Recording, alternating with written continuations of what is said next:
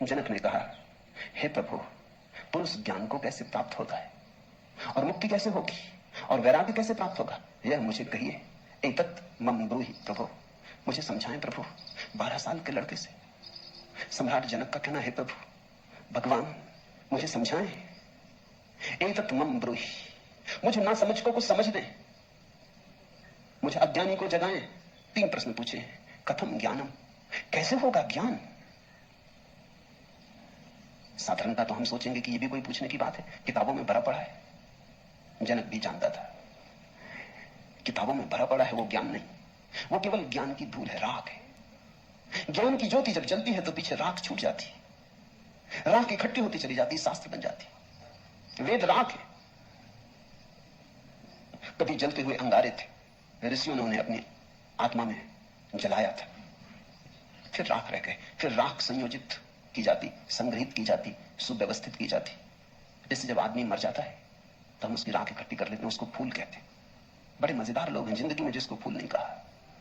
उसकी हड्डी मड्डियां इकट्ठी कर लाते हैं, कहते हैं फूल संजोला है, फिर संभाल कर रखते हैं, मंजूसा बनाते हैं। जिसको जिंदगी में कभी फूल का आदर नहीं दिया, जिसको जिंदगी में कभी फूल की तरह देखा नहीं, जब मर जाता है आदमी पागल है, तब उसकी हड्डी को, राख को फूल कहते। ऐसे ही जब कोई बुद्ध जीवित होता है तब तुम सुनते नहीं। जब कोई महावीर तुम्हारे बीच से गुजरता है तब तुम नाराज होते हो।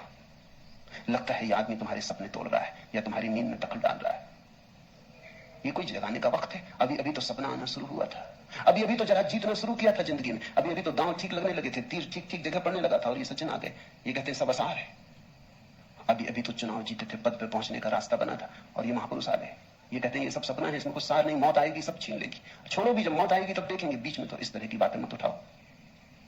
लेकिन जब महावीर मर जाते, बुद्ध मर जाते, तब उनकी राख को हम इकट्ठी कर लेते, फिर हम धम्मपद बनाते, वेद बनाते, फिर हम पूजा के फूल चढ़ाते।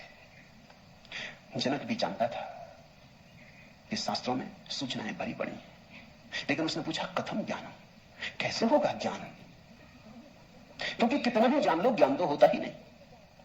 जानते जाओ, शास्त्र कंठस्थ कर लो, तोते बन जाओ, एक एक सूत्र याद हो जाए, पूरे वेद स्मृति में छप जाएं, फिर भी ज्ञान तो होता नहीं। कथम ज्ञानम, कैसे होता ज्ञान। कथम मुक्ति, मुक्ति कैसे होगी। क्योंकि जिसको तुम ज्ञान कहते हो वो तो बांध लेता उल्टे, मुक्त कहां करता। ज्ञान तो वही है जो मुक्त करे। जिसे